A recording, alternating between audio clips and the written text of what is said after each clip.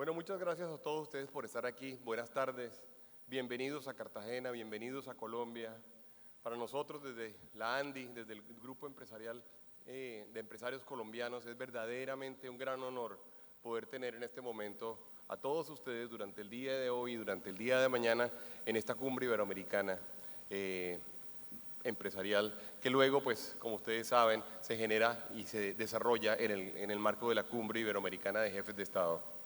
Quiero darle un saludo muy especial pues, a Rebeca Greenspan, que además ha tenido siempre la amabilidad de acompañarnos, nos ha acompañado ya en muchos escenarios, lo que nos hace y nos permite declararnos además tremendamente afortunados de poder contar con su amistad y de poder contar también con su compañía y con su parcería, como dirían nuestros hermanos brasileros, en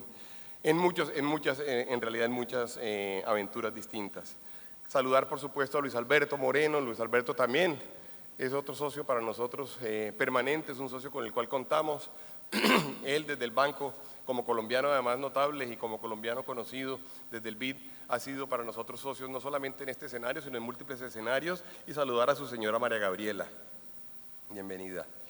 A Juan Rosell, secretario permanente del Consejo Empresarial Iberoamericano, que además es compañero nuestro en el panel el día de hoy, con Daniel Funes, a quien también saludo, tuvimos la oportunidad de liderar durante estos últimos 2 días la cumbre de organizaciones empresariales iberoamericanas, es decir, la cumbre de los gremios que de alguna forma hacen parte de la Organización Internacional de Empleadores, que nos permite tener además un pacto con la CEGIP, con Rebeca, un pacto que además hay un acuerdo que firmamos en marzo de este año que nos permite a nosotros poder estar presentes y poder ser los socios de todo ese ejercicio que hace la Secretaría Iberoamericana desde el punto de vista del sector privado. Quiero saludar también, por supuesto, a Enrique García, a Enrique Iglesias, al maestro Enrique Iglesias, además tan cercano a la Secretaría y a la CEGIP, de manera que para nosotros es un honor contar con ustedes dos aquí el día de hoy. Al embajador Furmansky, embajador de Colombia en España, aquí presente, y quien además también es uno de los gestores importantes de que hayamos podido tener este encuentro el día de hoy. Rafael de la Cruz, que es de alguna forma como el venezolano más colombiano, no sé si de pronto hay en la vecindad, pero el venezolano más colombiano, presente en la solución de todos nuestros problemas en Colombia, también socio de nosotros, a los organismos de las organizaciones multilaterales, a los presidentes que nos acompañaron en todo el ejercicio de la CEIP estos días, a los medios de comunicación, a los colegas también de otros gremios que están presentes en este momento, y darles la bienvenida. Para nosotros desde Colombia este momento es definitivamente un momento muy especial. Estamos viviendo un momento de cambios, un momento de definiciones, un momento de decisiones. Colombia se encuentra en este momento, como lo dijo alguna vez, lo dijo Rebeca, aquí en la Asamblea de la ANDI, en este mismo sitio, hace 2 o 3 meses en agosto. Colombia está probablemente a punto de florecer. Tenemos que tomar decisiones correctas. Estamos en este momento haciendo las mejores gestiones, todos los colombianos tratando de tomar y de ponernos de acuerdo para lograr que el país efectivamente se conduzca por un camino mejor, se conduzca por el camino que las próximas generaciones merecen. Eso requiere del concurso de todos los colombianos, requiere de la apertura, requiere de la generosidad, requiere de la racionalidad, de la razonabilidad, y nosotros realmente creemos que este momento puede ser un momento de grandes oportunidades. En esta sala tenemos representaciones de 22 países en este momento. Se espera que en estos 2 días logremos tener a más de 600 líderes empresariales, de los cuales por lo menos la mitad son líderes extranjeros que han decidido visitarnos y que han decidido ser parte de la cumbre empresarial iberoamericana. Hay más de 40 organizaciones empresariales que nos están acompañando. Esperamos que nosotros podamos tener un día y medio, que es lo que dura este encuentro, un día y medio suficientemente fructífero, donde vamos a tocar varios temas, de ellos voy a hablar un poco ahora, y sobre todo esperamos que seamos capaces, como sector privado iberoamericano, de producir recomendaciones que sean lo suficientemente valiosas y que aporten lo suficiente para los líderes y para los jefes de Estado de la región, que sin duda deben contar con nuestra participación. Esperamos que también cuenten con nuestra opinión y que cuenten además con la decisión de hacer de Iberoamérica un mejor destino. En el año 1994, Colombia fue sede, la última vez que fue sede de la cumbre iberoamericana. En ese momento teníamos un mundo, teníamos un continente significativamente distinto al que tenemos hoy en día. Estábamos, digamos, abriendo la economía, estábamos esperando que en el ámbito internacional pudiéramos tener sistemas multilaterales de comercio que funcionaran mejor. En el ámbito regional, estábamos buscando que hubiera convergencia alrededor de esquemas de integración más razonables, de esquemas de integración que nos permitieran construir futuro y construir desarrollo conjuntamente. Y en el ámbito y en el ámbito nacional teníamos un reto importante en términos de competitividad y de desarrollo social. De alguna forma Colombia, y quiero hablarles un poco de lo que era Colombia en ese momento y de lo que era Latinoamérica en ese instante, estaban enfrentándose a una gran cantidad de cambios en paradigmas, una gran cantidad de cambios en la forma de ver las cosas. Se rompieron una gran cantidad de mitos. En ese momento ya se esperaba y se podía esperar que el sector privado, por ejemplo, se hiciera cargo de una gran cantidad de actividades que tradicionalmente eran actividades desarrolladas por el sector público. Cosas que eran impensables como que los servicios públicos, las carreteras, los servicios de telecomunicaciones, incluso parte de la educación, o en Colombia, el caso de los puertos, eran absolutamente impensables y por esos años empezó a cambiar el paradigma y comenzaron a cambiar las cosas. Realmente esos años significaron para nosotros un punto de inflexión. Estamos hablando ya de hace 22 años. Es un momento interesante para hacer balances, es un momento interesante para saber qué hicimos bien, qué hicimos mal, qué hubiéramos podido hacer. La verdad, probablemente salieron muchas cosas bien. Cuando uno hace el balance también se encuentra con que seguramente se nos quedaron una gran cantidad de puntos en la agenda de pendientes que seguramente en este momento tendremos la responsabilidad de asumir. Los recursos naturales eran absolutamente determinantes en términos de las economías latinoamericanas y era prácticamente lo único que nosotros podíamos venderle al mundo. Los recursos naturales eran casi que la esperanza que nosotros teníamos. Luego nos dimos cuenta que a pesar de ser ricos en términos de recursos naturales, probablemente estábamos enfrentados entonces a una gran cantidad de volatilidades y de condiciones de los mercados internacionales a los que no estábamos acostumbrados. Nos empezamos a dar cuenta que lo que sucedía en las bolsas de valores efectivamente afectaba a lo que sucedía en los mercados locales, que los bancos centrales tenían que ser ese gran colchón que de alguna forma trataba como de buscar que los choques internacionales no le hicieran tanto daño a la economía. Y también, por supuesto, estaba todo el reto de tratar de establecer sistemas de comercio justo, de comercio leal, de comercio claro, de comercio en donde no se le hacía daño al vecino. Allí tenemos una agenda particularmente pendiente en términos de lo que se pueda lograr, ya no solamente al interior de la región, sino con los otros países. Hicimos la transición del proteccionismo hacia la internacionalización. En el caso de Colombia, teníamos definitivamente una economía en donde teníamos una poca diversificación de nuestras exportaciones y teníamos una balanza comercial deficitaria. Estábamos también, como les decía ahorita, un poco en la redefinición del papel del Estado, de buscar que hubiera un Estado que fuera mucho más regulador, un Estado que fuera mucho más supervisor que un Estado ejecutor. No parecía, ya no parece, y como no parece hoy en día, razonable que el Estado hiciera tantas cosas en donde el sector privado podía estar presente. Y luego, por supuesto, hubo toda una definición institucional, en donde se pensaron y se repensaron muchas cosas. De hecho, en Colombia se pensaron y se repensaron las cosas, que incluso hubo una definición de una nueva constitución en el año 1991, que verdaderamente cambió la forma de acercarnos nosotros en las relaciones locales, donde se produjeron una gran cantidad, por ejemplo, de garantías nuevas y de reconocimientos nuevos a minorías y de reconocimientos nuevos a gente y a grupos sociales que históricamente habían estado excluidos. La verdad es que estos 22 años han significado muchas cosas. Desde el punto de vista iberoamericano, pues hemos venido, digamos, desde ese momento, siendo testigos de un fortalecimiento institucional donde la CEGIP juega un papel particularmente importante.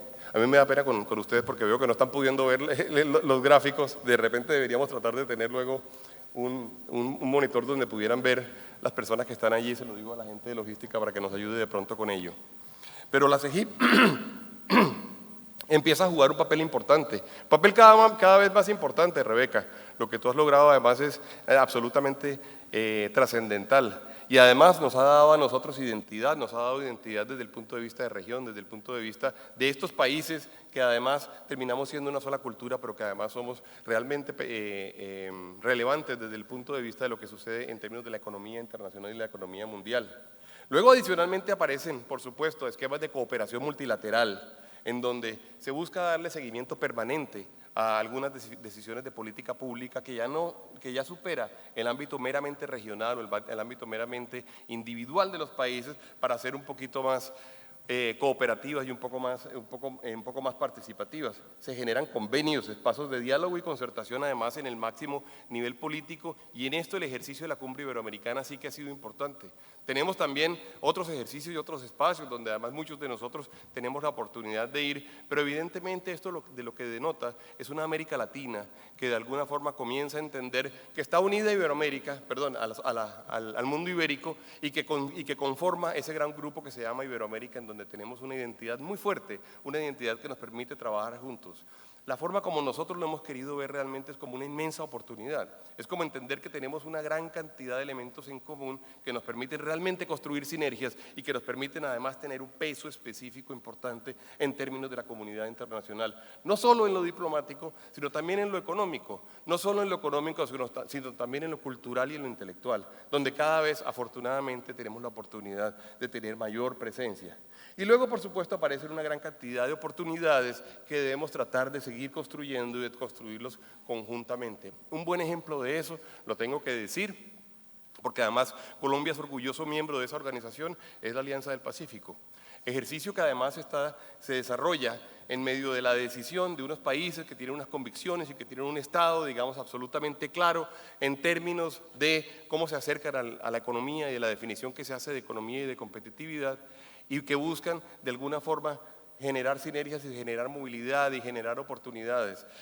También vas a sesionar, digamos, alrededor de estos días, porque han pasado muchas cosas y nos alegra además muchísimo que se haya tomado la cumbre como polo magnético alrededor del cual giran cosas y gravitan cosas. Por ejemplo, está sesionando AILA, vamos a sesionar con el CEAP, que es el Congreso Empresarial de la Alianza del Pacífico. Esta noche vamos a tener una reunión. Tenemos, por ejemplo, un congreso de dos países bilateral entre Chile y Colombia. La verdad es que tenemos la oportunidad de que muchas cosas pasen, y en esto hay que destacar definitivamente el papel de la Alianza del Pacífico. La Colombia del 2016 es una Colombia que enfrenta una gran cantidad de retos, en donde tenemos el reto de la diversificación de productos y destinos, el reto de hacer una articulación público-privada, trabajando con una estrategia de competitividad y de productividad, que además, por cierto, ha sido de alguna forma propuesta por la ANDI, que ha sido aceptada por todo el país. Tenemos el reto, por supuesto, de buscar tener mejores, no solamente más acuerdos de integración comercial, sino mejores acuerdos de integración comercial. Como seguramente ustedes saben, Colombia hoy en día tiene acuerdos de integración comercial con cerca del 65% de la economía mundial. Muy importante, y lo mencionaba hace un momento, para nosotros, el reto de la solución del conflicto armado. ¿Cómo hacemos para construir una solución que sea una solución, además, una solución aceptada por la mayoría de la población, una solución donde la gente se sienta incluida, una solución en donde tengamos la oportunidad adicionalmente de generar un Estado más legítimo que el que probablemente hayamos podido tener en el pasado? Reto para nosotros de la mayor importancia. Colombia, afortunadamente, para el desarrollo de lo que ha sucedido durante los últimos años, ha mostrado también unos muy buenos indicadores económicos, incluyendo dentro de ellos, por supuesto, el crecimiento económico, pero también el tema de la salud fiscal, también el tema de cómo somos percibidos a nivel internacional, y un tema que para nosotros termina siendo de la mayor importancia, el tema de la inclusión, entendida como esa lucha que de alguna forma tiene que dar toda la sociedad por disminuir la pobreza extrema, por mejorar los indicadores de educación, los indicadores de salud, por lograr que poblaciones que habían estado históricamente o que han estado históricamente por una o por otra razón excluidas del gran ciclo del desarrollo puedan ser incluidas en las mismas. En Colombia tenemos algunas poblaciones que han tenido esa condición solamente por el hecho de que el conflicto armado no lo ha permitido. Pues bien, hoy en día tenemos por lo menos la decisión como país de incluir a las poblaciones. Es un reto inmenso, por supuesto, estamos hablando de millones de compatriotas, pero es un reto que hemos decidido acometer. Luego, adicionalmente, como lo mencionaba, está el tema de aumento en cobertura de salud y educación, que de alguna forma, si uno lo dijera y uno quisiera hacer un balance para contarle al mundo qué hemos hecho en ello, uno diría, Colombia seguramente ha cumplido con una muy buena parte del reto de la cobertura. En este momento estamos con el reto de la calidad. Y tenemos que trabajar con calidad, no solo para generar condiciones equitativas, sino para generar desarrollo, para generar competitividad, para hacerlo bien, para hacerlo en las cosas que toque y para ser pertinentes. Desde el punto de vista de los retos que tenemos aquí, en términos latinoamericanos, yo me atrevería a decir que tenemos cuatro inmensos retos económicos que tenemos que buscar aprovecharlo. Por una parte, el reto de los bloques económicos, por otra parte, y nosotros hemos insistido mucho en eso, el gran reto de las cadenas de valor global o las cadenas globales de valor. Todo el mundo sabe que la forma de producir cosas en el mundo ha cambiado. Todo el mundo sabe que los ingenieros industriales del planeta ya no tratan simplemente de saber cómo una línea de producción hace las cosas mejor y más baratas. Todo el mundo sabe que en este momento los ingenieros industriales del planeta, los ingenieros de diseño y de producción del planeta, lo que están diciendo es dónde puedo producir qué cosa mejor, más barato y que además esté a disposición y tenga calidad. En ese orden de ideas, una porción del mundo nos ha venido cogiendo ventaja en términos latinoamericanos. Estudios del WEF o estudios del Banco Mundial muestran cómo Latinoamérica ha estado verdaderamente ajena a todas estas cadenas de valor global. Ese tiene que ser un reto de la región. Nosotros tenemos que estar en condiciones de o ser parte de las cadenas de valor global o incluso crear nuestras propias cadenas de valor global que terminen verdaderamente generando una posición importante de la región en el mundo, en lo que sucede en el mundo, en los comercios que se pueda dar en el mundo. Nosotros hemos venido insistiendo en otro concepto que es el de ciudad-región. Sí que estamos llenos de ciudad-regiones en América Latina, es una conversación que hemos tenido con el BID en forma permanente. La ciudad-región es un concepto absolutamente exitoso.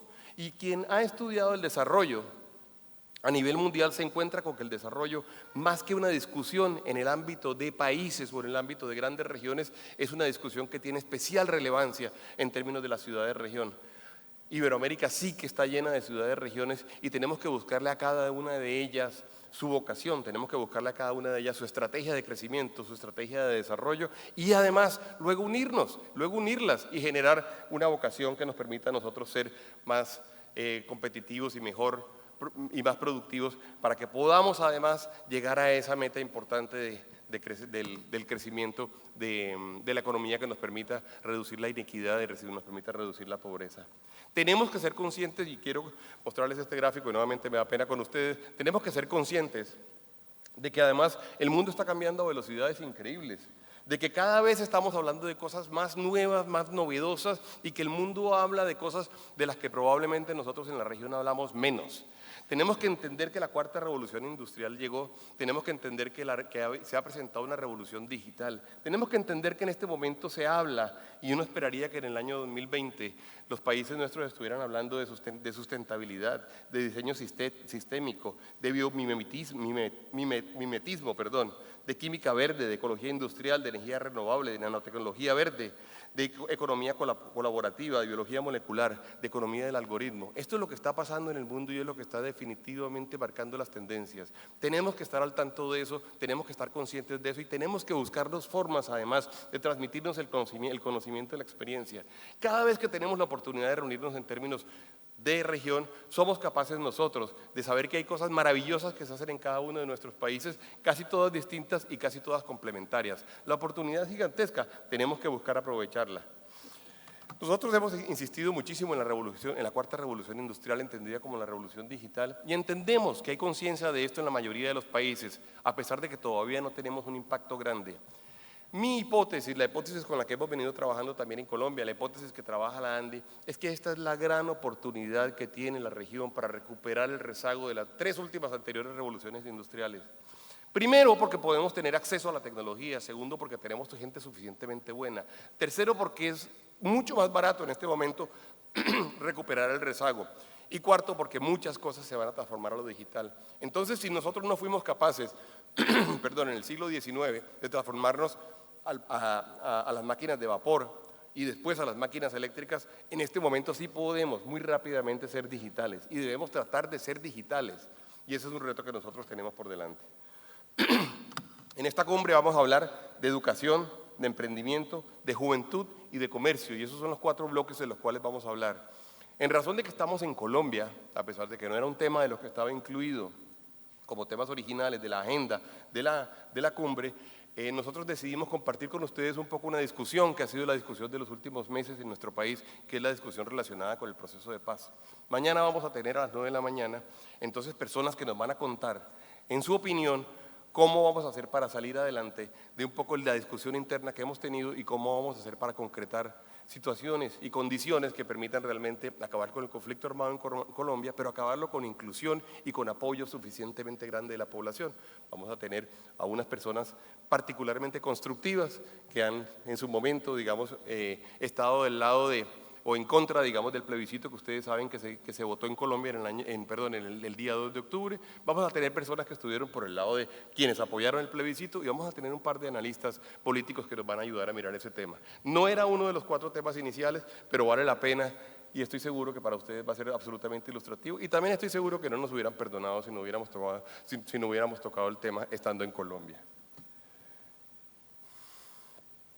Y ya para terminar, la propuesta para este escenario es que pensemos verdaderamente en una Iberoamérica integrada, en una Iberoamérica en donde tengamos programas que podamos construir conjuntamente, que podamos monitorear y ejecutar, en que podamos hacer alianzas público-privadas que no se refieran exclusivamente además al desarrollo de infraestructura, sino también a algunos de los temas importantes desde el punto de vista de política pública del país. Por ejemplo, el tema de justicia, el tema de lucha contra la corrupción, el tema de lucha contra el contrabando, que además vamos a firmar esta tarde una alianza particularmente interesante latinoamericana de lucha contra el contrabando, que trabajemos con una juventud, que le demos oportunidades a la juventud.